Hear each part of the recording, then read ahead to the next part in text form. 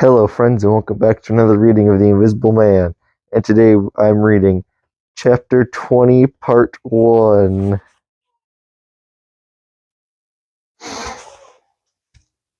Chapter 20, At the House in the Great Portland Street. For a moment, Kemp sat in silence, staring at the back of the headless figure at the window.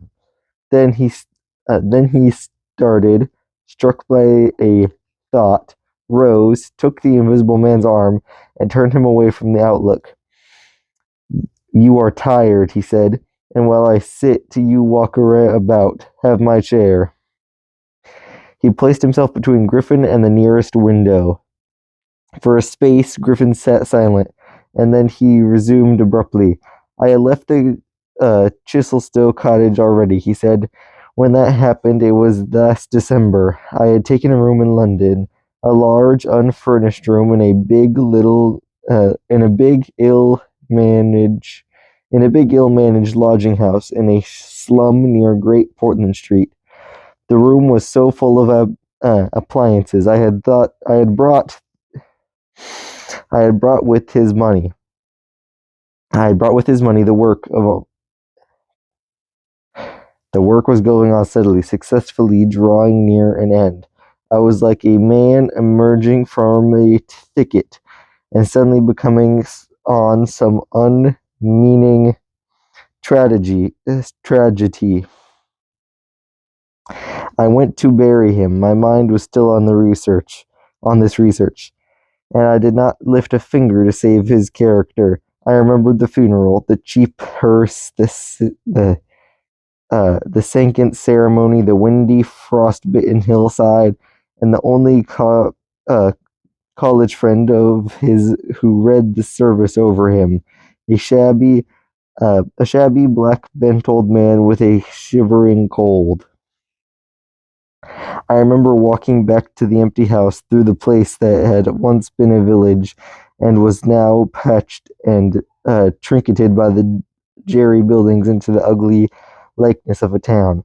Every way the roads ran out at last into the disgraded fields and ended in rubble heaps and rank wet weeds.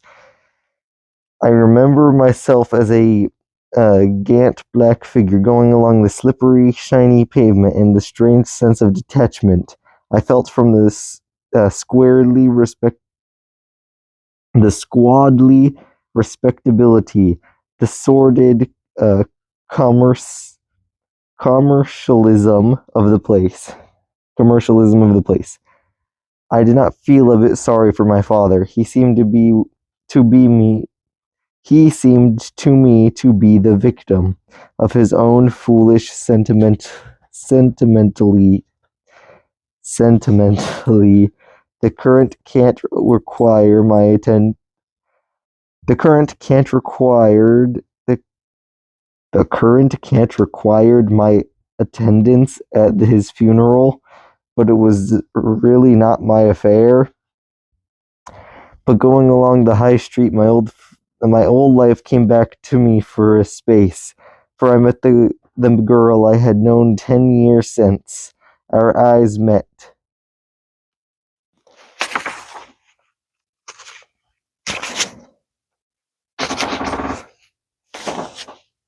Something moved me to turn back and talk to her. She was a very ordinary person. It was all like a dream. That visit to the old place, I did not feel then that I was lonely. That I had come out from the world into a desolate place. I appreciated my loss of sympathy, but I put it down to general inanity of things.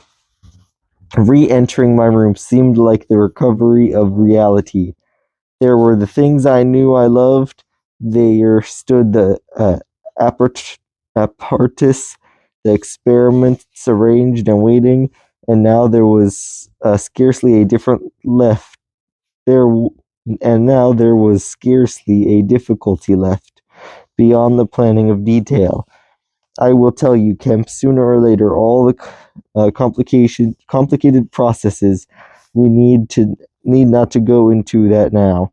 For the most part, saving certain gaps I choose to remember, there are written in ciphers in those books that has hidden. We must hunt him down. We must get those books again. And the essential phase was to place the transparent objects whose refractive index was to be lowered between two radiating centers of a sort of eternal vibration, of which I will tell you more fully later. No, not these uh, Ringen vibrations. I don't know what these others of mine have been describing, yet they were obvious enough. I need two little dynamos, and these I worked with a cheap gas engine. My first experiment was with a bit of white wool fabric. I was the strangest thing in the world to see it in the flickering of the flashes, soft and white, and then to which it faded like a wreath of smoke and vanished. I could scarcely believe I had done it. I put my hand into the emptiness, and there was the thing as solid as ever. I felt it awkwardly and threw it on the floor. I had a little trouble finding it again, and then came a curious experience. I heard a uh, meow behind me, and turning, saw a lean white cat, very dirty on the uh, sin-cursed cover outside the window. A thought came into my head. Everything ready for you, I said, and went to the window, opened it, and called softly. She came in purring. The poor beast was starving, and I gave her some milk. All my food was in a cupboard in the corner of the room.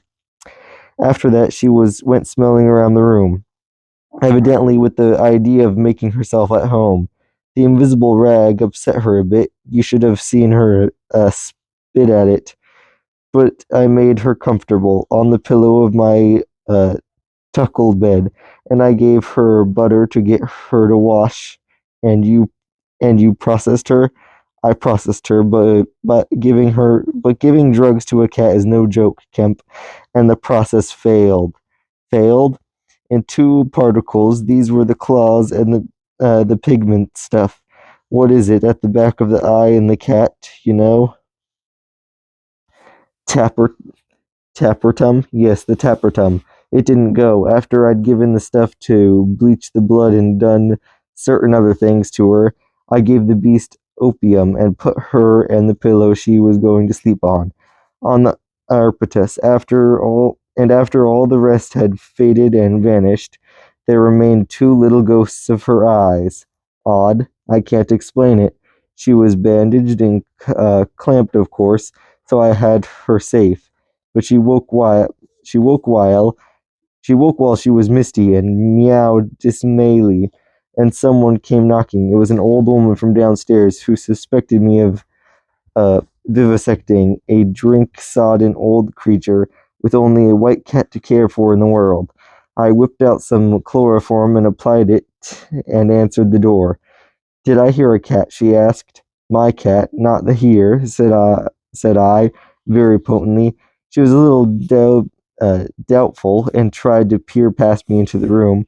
Strange enough to her, no doubt. Bare walls, uncurtained windows, truckle bed with the gas engine vibrating, and the seeth of the radiant points, and that faint, ghastly stinging of chloroform in the air. She had to be satisfied at last and went away again. How long did it take? Asked Kemp. 3 or 4 hours. The cat, the bones, the sinews, and the fat were the last to go, and the tips of the colored hairs. And as I say, the back part of the eyes, though iridescent stuff it is, wouldn't go at all. It was night outside long before the business was over, and nothing was to be seen in the dim eyes and the claws. I stopped the gas engine, felt for and stroked the beast, which was still insensible, and then, being tired, left him sleeping on the invisible pillow and went to bed. I found it hard to sleep. I lay awake thinking weak, aimless stuff, going over the experiment over and over again, or dreaming feverishly of things growing misty and vanishing about me. until everything, the ground I stood on, vanished, and so I came to the sickly falling nightmare one gets. About 2, the cat began meowing about the room. I tried to hush it by talking to it, and then I just decided to turn it out. I remember the shock I had when striking a light. There were just the round eyes shining green and nothing round them. I would have given it milk, but I hadn't any. It would have been it wouldn't be quiet. It just sat down and meowed at the door. I tried to catch it with an idea of putting it out of the window, but it wouldn't be caught. It vanished.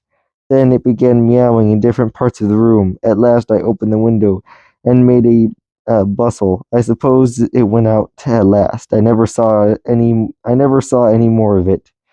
Then, heaven knows why, I fell thinking of my father's funeral again, and the dismal, windy hillside, until the day had come. I found sleeping was hopeless, and locking my door after me, wandering out into the morning streets.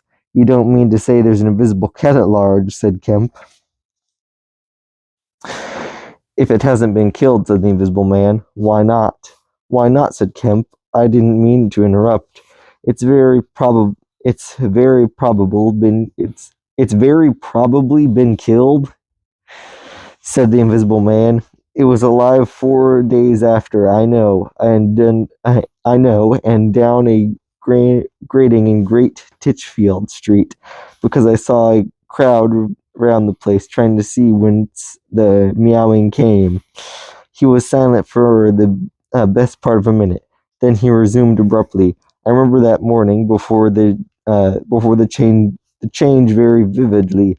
I must have been up Great Portland Street. I remember the barracks in Albany Street and the horse soldiers coming out. And at last I found myself sitting in the sunshine and feeling very ill and strange on the summit of Primrose Hill. It was a sunny day in January, one of those sunny, frosty days that came before the snow this year.